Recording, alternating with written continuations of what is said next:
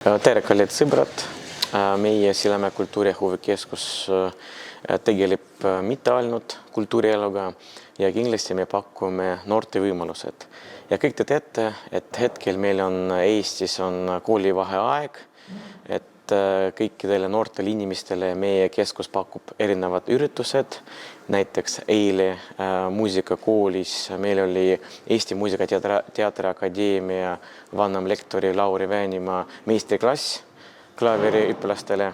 Et meie jaoks oli väga suurepärane, et kuna selline inimene käis Sillamäel ja andis ja jagas oma kogemus meie õpilastele ja kõikidele teistele, kes oli huvitatud, et täna teisipäeval meil on näomälängu maagia, et ja kõikidele huvistele ja et homme näiteks, et meil on kinoetendus siin Sillamäe kultuurikeskuses Kesk24 aadressil ja näiteks neljapäeval meil on kvest 4 sissepääsu ja viimasel päeval reedel meil on laumängude väike olümpia.